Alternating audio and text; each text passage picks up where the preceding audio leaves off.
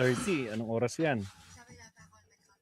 Ay, Diyos ko po, Lord Rudy. Metro Andres will present the closing statements. Closing George statement. Motok, you have the floor, Mr. Andres. Your Honors, good noon. In our closing statement, the common legal representative for victims will first rebut the defense submissions. Then we will provide the larger context why the confirmation of the charges against Mr. Rodrigo Roa Duterte is vital for the victims, especially in relation to their communities and the Filipino nation. Your Honors, listening to the defense submissions on the merits yesterday and today was to me like listening to the parable of the elephant, wherein they want us to see only the parts of the elephant. Parable of the elephant. Trunk, the tusk, the ears, the head, but not the whole of the elephant. Exactly. We must look at the whole context. Madam President and Your Honors, it's also my duty as the common legal representative for victims to express the views and concerns of the victims.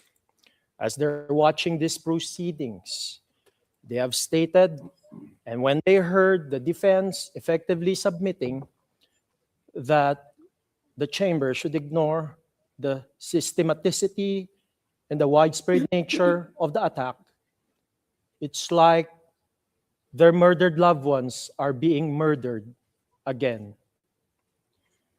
Having conveyed that as my duty, we will address the defense submissions in seriatim with 10 rebuttals. First, on Mr. Rodrigo Duterte's speech. Defense argued yesterday that, and I quote, relying on the former president's speeches as a means of proving criminal intent is impossible. I am quoting the transcript of yesterday at page 4, lines 5 to 6. But the victims convey that the Philippine context is vital in knowing and understanding the criminal intent and impact of Mr. Duterte's speeches. Under the Philippine Constitution, the executive power shall be vested in the President of the Philippines. Whatever the President publicly states is policy. And in the Philippine cultural context, when there is strong respect for those in government positions, especially the President, as head of state and as head of government, the words of the President is to be obeyed, no matter what. Especially for Mr. Duterte, he has portrayed himself as a man of his word.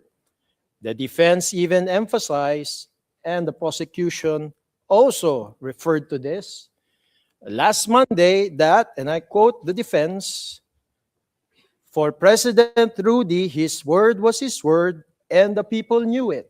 End of quote.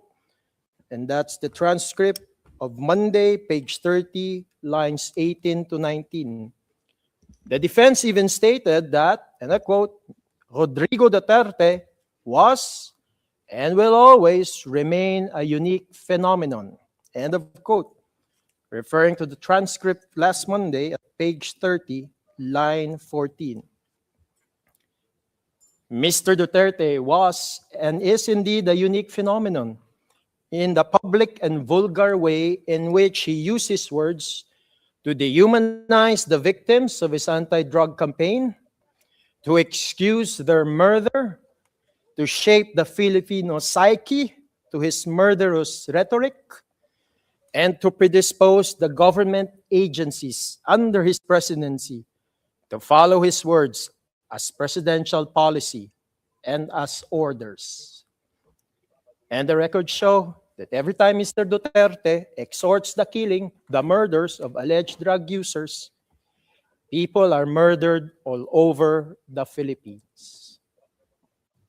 To our second rebuttal, we rebut the defense legal theory in its Thursday submissions vis-a-vis count 1, which contains 9 incidents of murder during the mayoral period of the suspect. The defense argues concerning count 1 that this is allegedly, and I quote, hardly widespread. And I'm quoting the transcript of 26 February 2026 at page 6, line 23. We strongly disagree.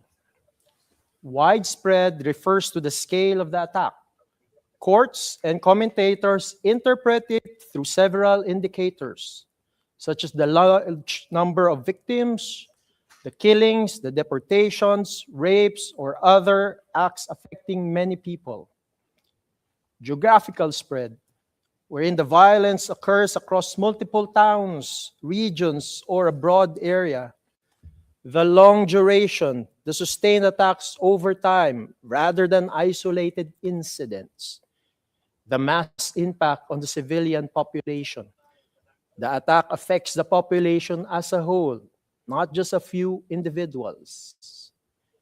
The focus is on the quantitative magnitude. The attack is large in scope or effect. Systematic, on the other hand, refers to the organized nature of the attack. It is about how the violence is carried out, where there is pattern or methodical plan, repeated similar acts showing coordination, organizational policy or approval, wherein there's the involvement of the state or organizational structures, use of resources, logistics, weapons, or personnel deployed in an organized way. Regularity in pattern, not random or spontaneous, but structured. This is a qualitative criterion.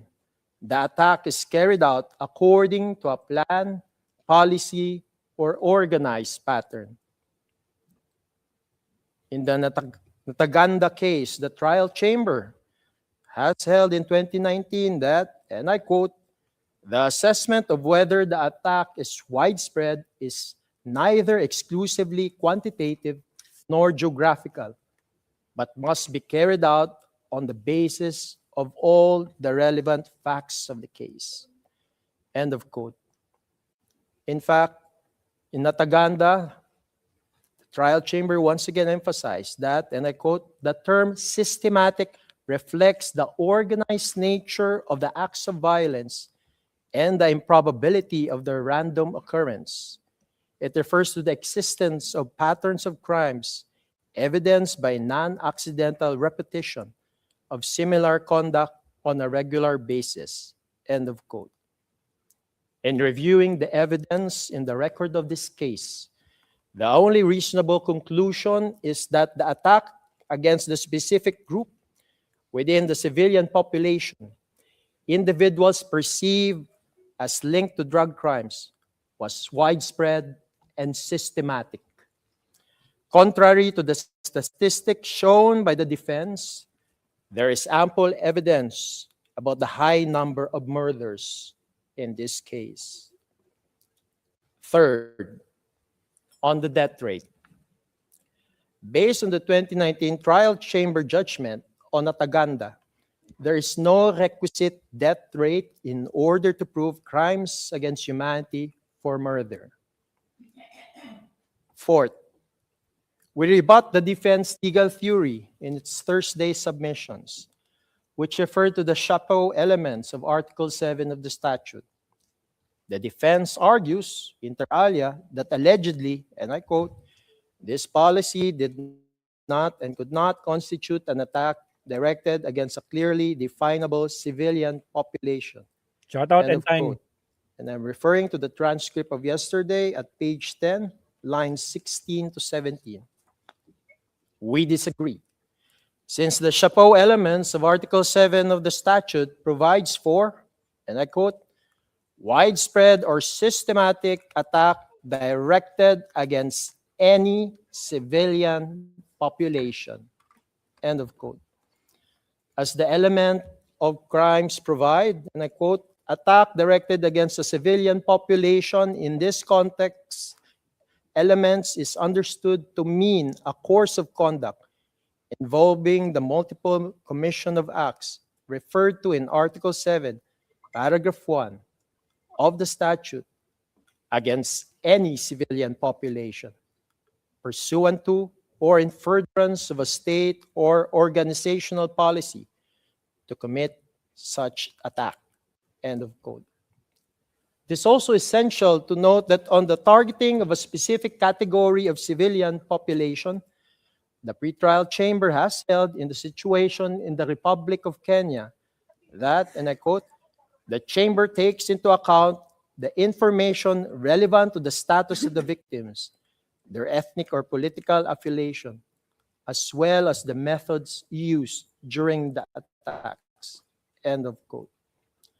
The same pretrial chamber in the situation in the Republic of Kenya further held that, and I quote, the issue of whether an act was committed as part of a widespread or systematic attack needs to be analyzed on a case-by-case basis with regard to each particular act. End of quote.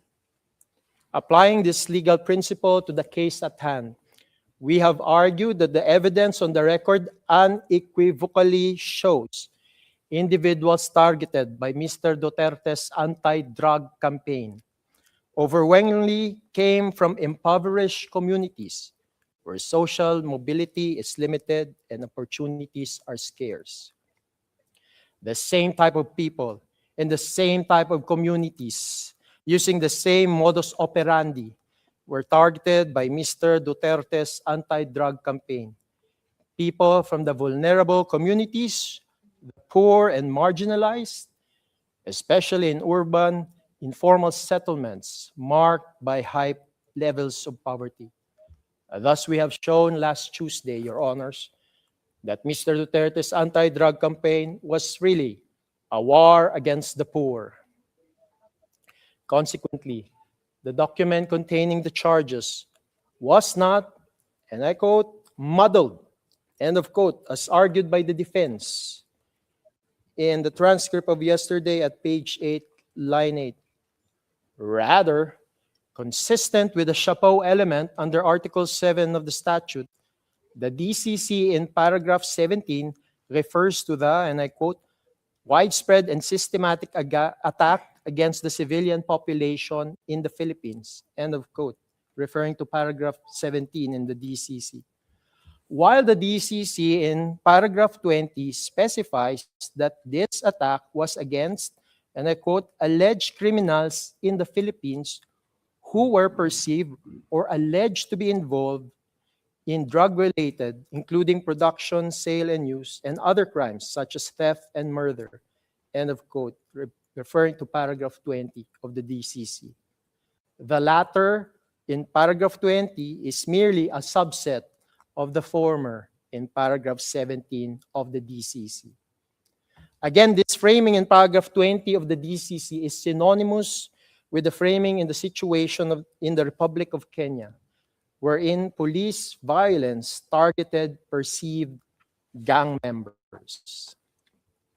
Fifth, the defense yesterday referred to Philippine Supreme Court issuances. And I quote, the defense inter alia referred to, and I quote, Supreme Court of the Philippines in petitions challenging aspects of the anti-drug campaign, end of quote. Referring to transcript of yesterday at page 26, lines 10 to 11. Madam President, Your Honors, I and Attorney Buturian are familiar with these petitions referred to by the defense because we were actually the petitioners' counsels in those petitions. And we actually argued before the Philippine Supreme Court last 2017 on this issue. Nevertheless, the defense critiqued the prosecution's manner of using the quote, Duterte's administration's year-end report for 2017, referring to PHL OTP 0003-3355 or tab 139 for the defense. Specifically, the defense argued that vis-a-vis the, and I quote, deaths of 3,967 drug personalities, end of quote, that, and I quote, these deaths comprise that a fraction of the 118 118,287 total arrests for drug-related activities. End of quote. And I'm referring to the transcript of yesterday at page 32, line 1. Nevertheless, Your Honor, the same Supreme Court decision or resolutions referenced by the defense has stated with respect to those 3,967 drug personalities who died in the anti-drug operations from July 1, 2016 to November 27, 2017, as indicative of the state policy of extrajudicial killings under the Duterte administration. As held by the Philippine Supreme Court in its notice of resolution dated April 3, 2018, which is PHL-OTP-003-3058, and which is tab 112 for the defense at pages 46. I quote the Philippine Supreme Court.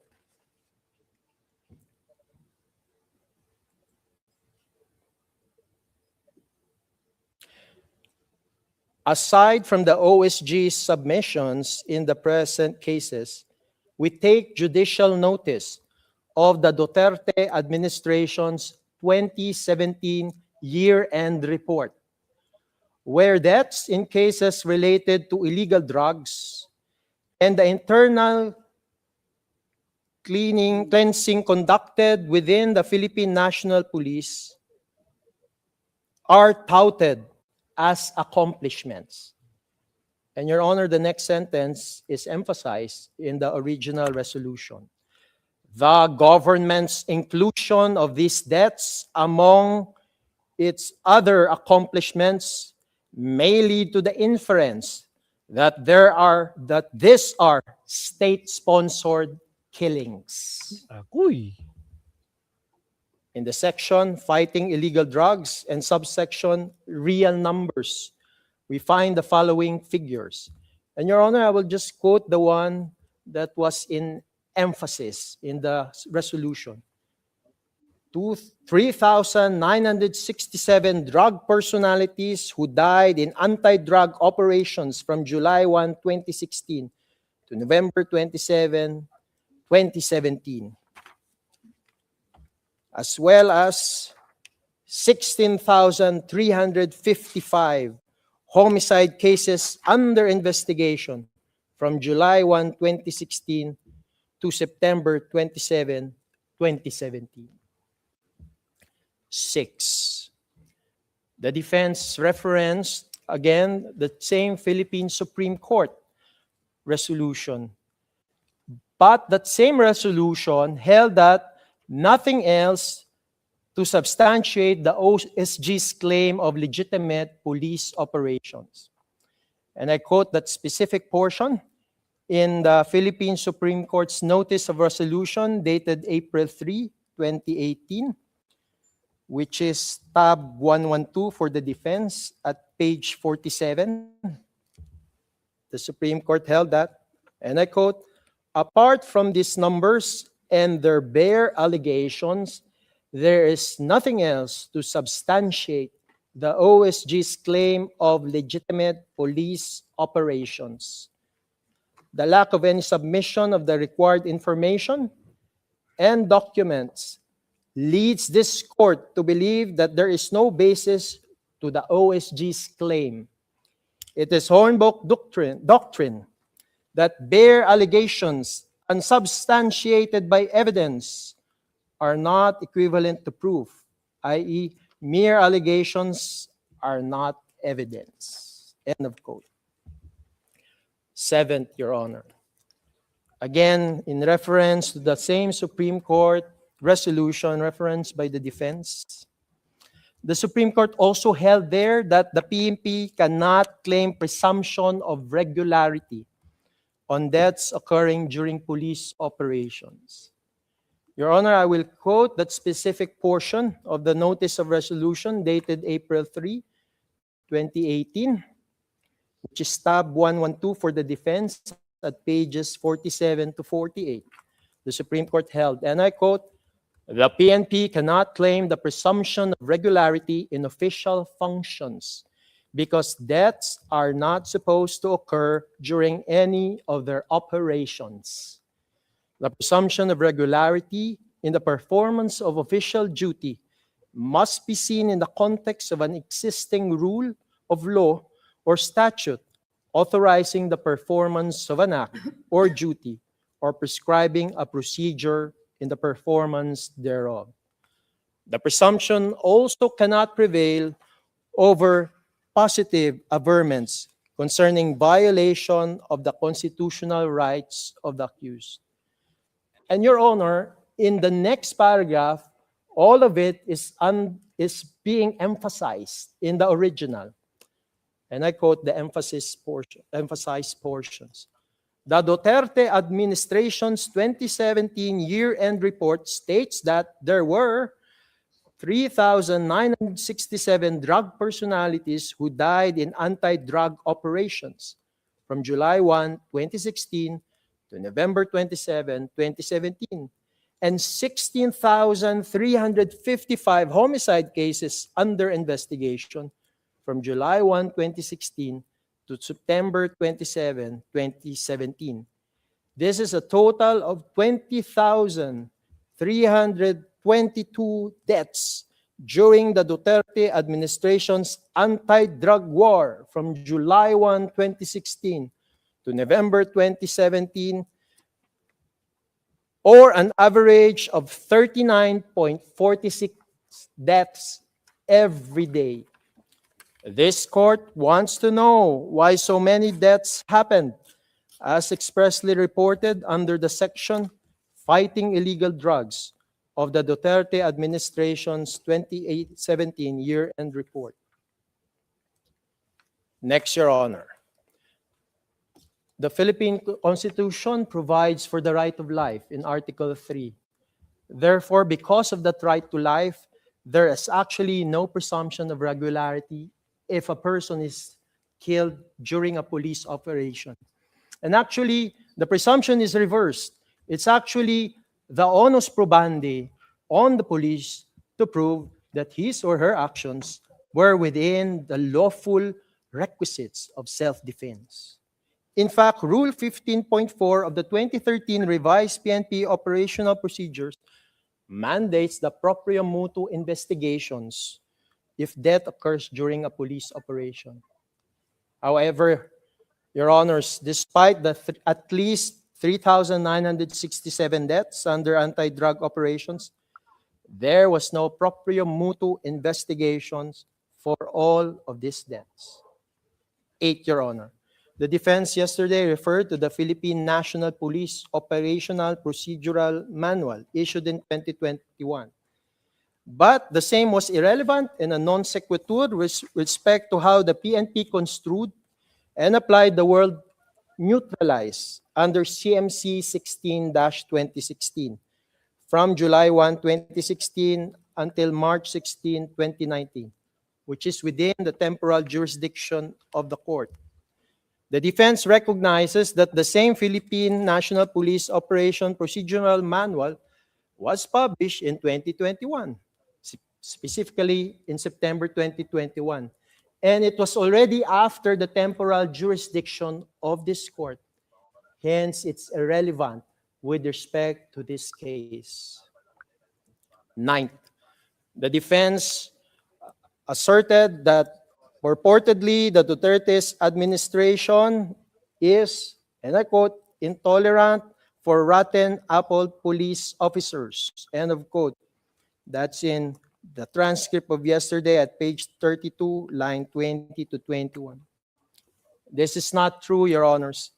Mr. Duterte's administration has not criminally prosecuted the police officers responsible for the government-recognized deaths of at least 3,967 drug personalities who died in anti-drug operations from July 1, 2016 to November 27, 2017. In fact, the undisputed fact in this case is that the Philippines only investigated at most... Excuse me, counsel. You have 5 minutes left. at most That's 5 302 minutes. cases. And I refer to the February 27, January 26, 2023 decision of this chamber on the authorization pursuant to Article 18, Paragraph 2 of the statute to resume the investigation. The court here, the chamber has held, the chamber observes that at the time of the prosecution's request, the DOJ panel had referred to the NBI for investigation in case build-up 302 cases consisting of 52 PNP IAS cases, the non-Laban cases, and 250 NPS cases.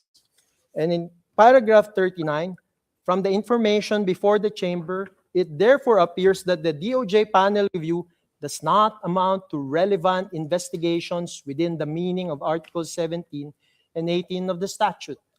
Moreover, the number of cases reviewed by the DOJ panel, namely 302, is very low when compared with the estimated number of killings that allegedly occurred in the context of war on drugs operations.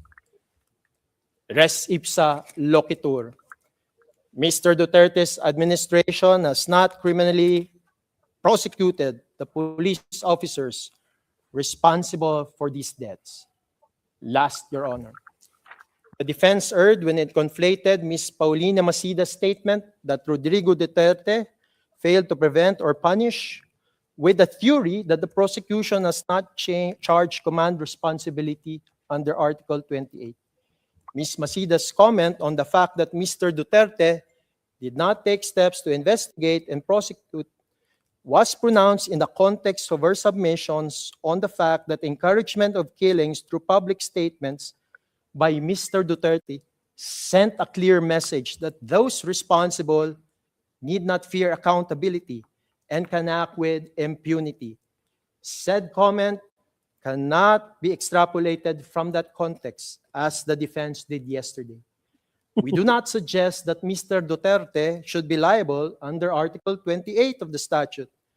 We maintain that there is ample evidence for confirming the mode of liability under Article 25(3)(a) as pleaded by the prosecution.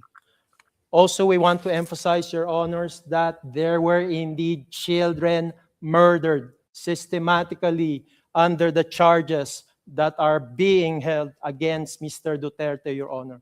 And they are not mere collateral damage. In conclusion, the victims submit that the defense has not blemished the prosecution legal theory and evidence as provided in the document containing the charges and the pre-confirmation brief. The victims submit that the prosecution presented sufficient evidence to establish substantial grounds to believe that Mr. Rodrigo Roa Duterte committed each of the crimes charged.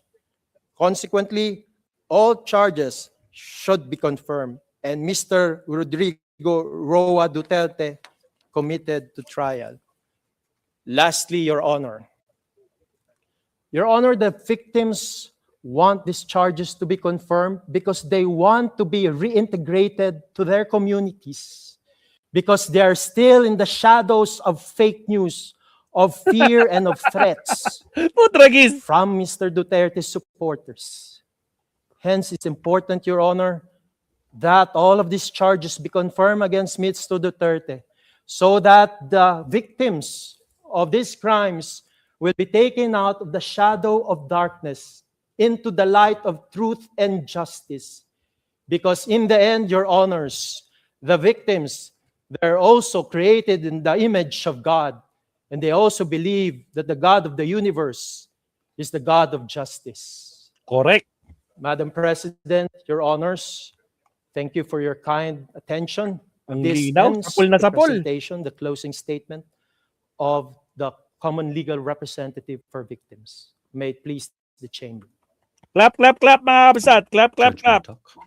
Well said, attorney. Thank you very much, Mr. Andres. 100% We true, will very now true. take our break and Oy, sakto break! resume with the final submissions of the defense at 1400 hours. The hearing is suspended. Oh, suspended na naman mga kakabsat. Diyos ko Lord. Alright, alright. O mga kabsat, magre-request si Maestro ha, mga kakabsat, no? alas 8 na kasi, meron akong premiere. Baka naman mabsat, no? Doon mag-premiere muna tayo, tapos off live tayo. Lipat kayo sa premiere. Nauna, as in nauna. Nakahanda na. Ang galing ng timing ko, no? Alas 8 din yung premiere. Tungkol ito sa figure of